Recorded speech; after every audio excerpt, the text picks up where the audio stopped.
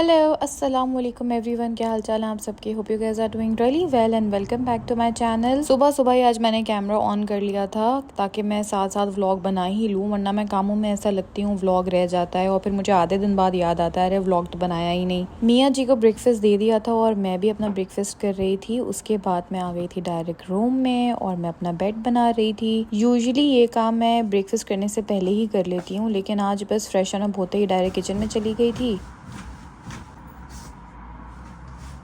I don't know पूरे UK में ही ऐसा हाल है, बट लंदन में तो शदीद गर्मी हुई है। हीट वेव हुआ है, 31 चल रहा है टेम्परेचर। आप लोग अगर मुझे यूके से देख रहे हैं तो बताइएगा डिफरेंट पार्ट्स में क्या टेम्परेचर चल रहा है, बट आई हर्ड कि ये पूरा वीक ही गर्म गुजरेगा। अच्छा, वैसे तो हम कराची वाले, हमें गर्मी की आदत ही है, लेकिन एक्चुअली यहाँ पे ना सीलिंग फैंस भी नहीं होते हैं, एयर कंडीशन तो दूर की बात। और यहाँ पे विंटर्स ज़्यादा रहती हैं, इसलिए घर भी इंसुलेटेड ही बने हुए होते हैं, इसलिए बहुत ज़्यादा कोई ठंडा घर भी नहीं होता है।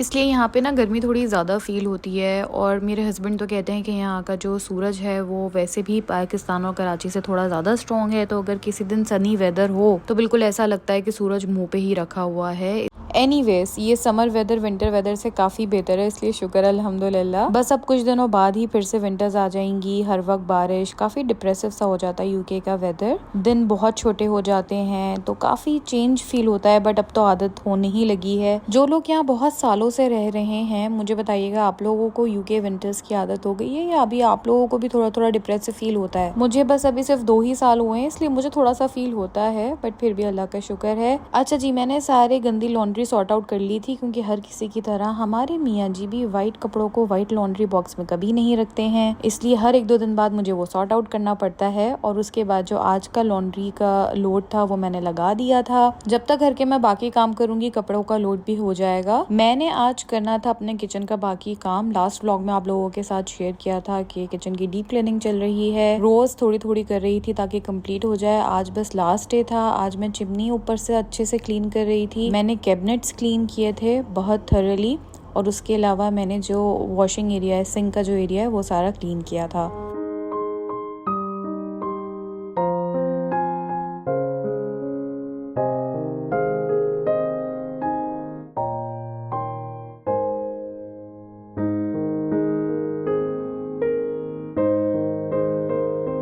पहले डिश वॉशिंग से सारी चीज़ें क्लीन करी, उसके बाद मैंने जो किचन क्लीनर आता है फ्लैश का वो यूज़ किया था। सो 2-2 दफ़ा अच्छे से ये सब क्लीन आउट हो गया था। मैंने डिटेल में कुछ भी नहीं रिकॉर्ड किया है, क्योंकि फिर आप लोग बोलते हैं कि हर वक्त क्लीनिंग ही करती रहती हैं आप, हर वक्त घर का काम करती रहती हैं, ब्ला ब्ला ब्ला, इसलिए मैंने आज नहीं दिखाया है, बस थोड़े बहुत क्लिप्स ले लिए हैं। अच्छा, यहाँ पे ना मैं अपना ये जो बर्तनों का रैक है वो चेंज कर रही थी। 2 साल हो गए थे इसको, और अब ये ना हर 1-2 दिन बाद मुझसे क्लीनिंग मांग रहा था, क्योंकि इसके ऊपर मोल्ड आ जाती थी। मैं क्लीन करूं फिर मोल्ड आ जाती थी। 2 दिन से ज्यादा ये चल ही नहीं रहा था। सो मैं काफी इसको लेके परेशान थी। अब जाहिर है मोल्ड वाली चीज में आप बर्तन तो धुले हुए नहीं रख सकते, मुझे ये बार बार क्लीन करना पड़ रहा था ऑन डेली बेसिस, इसलिए मैंने फाइनली डिसाइड किया कि अब इसको चेंज कर देना चाहिए। अभी लास्ट टाइम जब मैं गई थी B&M वगैरह, तो मैं वहां से लेकर आ गई थी नया वाला। बस आज मैं ये सारा एरिया क्लीन करूंगी और न्यू रैक को यहाँ पे सेट कर दूंगी।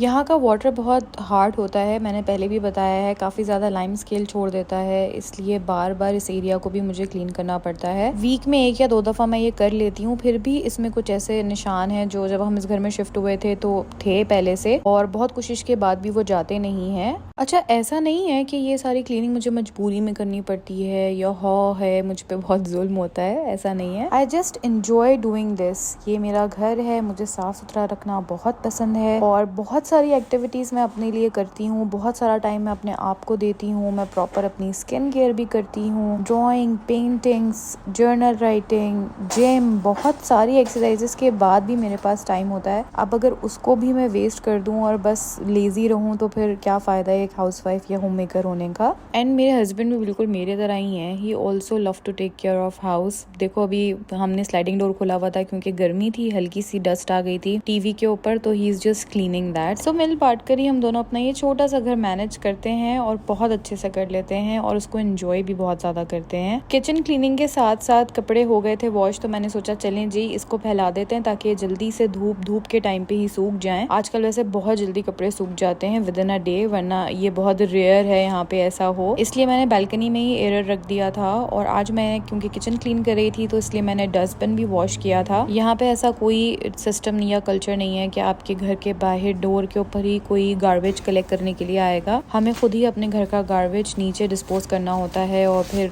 वो जब भी 1-2 दिन बाद आते हैं गाड़ी में सब ले जाते हैं। एंड आई थिंक होना भी ऐसे ही चाहिए, हमारा कचरा है तो हम ही इसके लिए रिस्पॉन्सिबल हैं। डस्टबिन की स्मेल को क्योर करने के लिए मैं एक थिक स्लाइस लेमन या लाइम का ऐसे कट करके डाल देती हूँ। इससे ओडोर काफी हद तक कंट्रोल रहती है। एंड मैंने इंस्टॉलमेंट्स में ही सही लेकिन अपना किचन पूरा नीट एंड क्लीन कर लिया था। अब मेरी महीने भर तक के लिए छुट्टी हो गई थी। कैबिनेट्स, किचन काउंटर्स, अप्लायंसेस, हर चीज चमक रही थी। एकदम अच्छा खुशबूदार किचन हो रहा था। और ये वो बर्तन है जो मैंने वॉश किए हैं, ड्राई आउट हो रहे हैं यहाँ पे।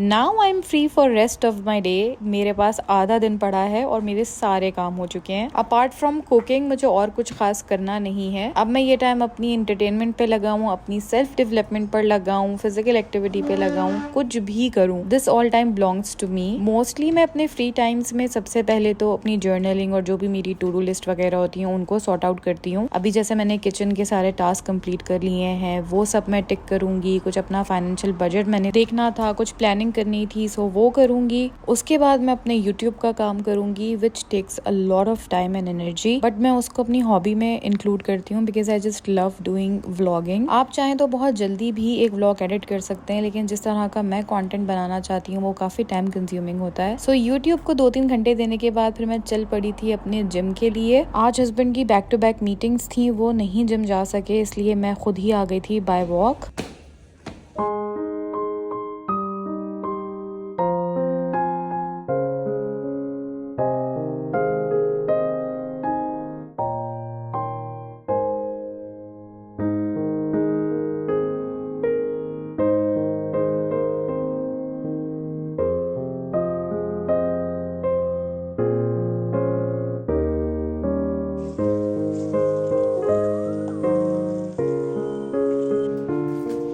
जिम से वापस आने के बाद बहुत शदीद भूख लगी थी मुझे भी और हस्बैंड को भी, सो मैं अब बना रही थी लंच। आजकल हम दोनों को ज़रा चिकन सैलेड मज़े की लग रही है लंच में, तो मोस्टली वही खा रहे होते हैं। कभी कभी फ्रूट सैलेड भी खा लेते हैं, बट ज़रा दोनों का रुझान इसके ऊपर हुआ हुआ है। बहुत सिंपल है, कुछ भी नहीं है, बस कुछ वेजिटेबल्स मैं काट लेती हूँ एज अ सैलेड और बोनलेस थाइस पे मैंने मसाला लगा के रखा हुआ है फ्रोज़न।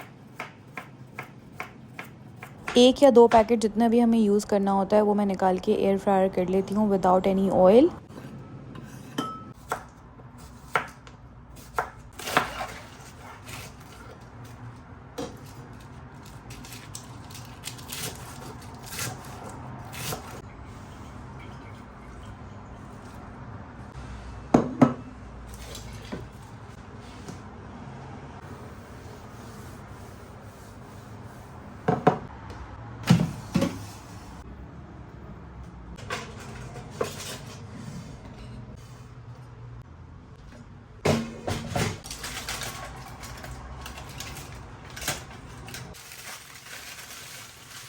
एयर फ्रायर अभी नया साफ़ हुआ है, इसलिए उसकी ज़्यादा एहतियात की जा रही है। फॉइल लगाकर ही कुकिंग कर रही हूँ उसके अंदर। ताकि बस मुझे ग्रिलिंग प्लेट वॉश करनी पड़े और एयर फ्रायर अंदर से साफ ही रहे। अच्छा, ये जो चिकन की मैरिनेशन है ये कुछ भी नहीं है, सिर्फ थोड़ी सी ब्लैक पेपर, थोड़ा सा चिकन टिक्का मसाला, थोड़ा सा योगर्ट, बस वो सब कुछ है। एज पर योर टेस्ट आप कोई भी मैरिनेशन कर सकते हैं, कुछ खास इसके अंदर नहीं है। एंड चिकन गार्लिक पेस्ट की जगह मैंने चिकन गार्लिक पाउडर ऐड किया हुआ था। बस इनको मैरिनेट करके मैंने रख दिया है फ्रिज में। एज पर नीड हम इसको निकाल के यूज कर लेते हैं। अच्छा, मैं अभी एक सर्विंग बना रही थी, पहले मैंने हस्बैंड को दिया था, उसके बाद अपने लिए बनाई थी, तो मैं आप लोगों को शूट करके दिखा रही हूँ।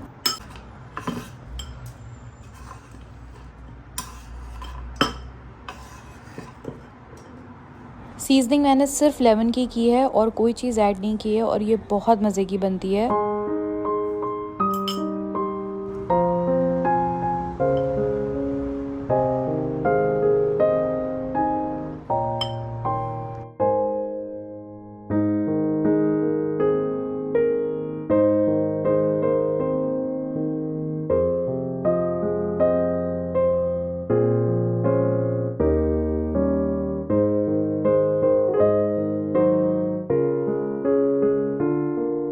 बस जी, लंच से फ्री होने के बाद मैं बर्तन वगैरह सब वॉश कर रही थी ताकि टाइमली सारे काम हो जाएं। उसके बाद मैंने थोड़ी देर रेस्ट किया था, फ़ोन यूज़ किया था, सोशल मीडिया आपको पता ही है टाइम कहाँ निकल जाता है पता ही नहीं चलता है, नमाज वगैरह पढ़ी थी। Honestly I just love such days जो मेरे इतने प्रोडक्टिव होते हैं, मेरी हर चीज़ बैलेंस्ड होती है और मुझे अपने लिए भी टाइम मिल जाता है। हर दिन तो नहीं ऐसा होता, लेकिन जब होता है तो मुझे बहुत अच्छा फील होता है। आई नो जब फैमिली स्टार्ट हो जाती है बच्चों के साथ तो बिल्कुल भी टाइम नहीं मिल पाता है, इसलिए मैं फ़िलहाल अपनी ये स्लो लाइफ काफ़ी अच्छे से एंजॉय करती हूँ। एंड आई होप आप सब भी अपनी लाइफ बहुत मजे में गुजार रहे होंगे। इसी नोट के साथ आज के व्लॉग को मैं यहीं पे एंड करूंगी। अगर कुछ भी अच्छा लगा है वीडियो में तो प्लीज लाइक जरूर कर दीजिएगा। चैनल को सब्सक्राइब करें अगर अभी तक नहीं किया है तो। अपना ख्याल रखें बहुत ज्यादा और अपने आसपास वालों का भी ख्याल रखें। इंशाल्लाह बहुत जल्द दोबारा मिलेंगे, तब तक के लिए अल्लाह हाफिज।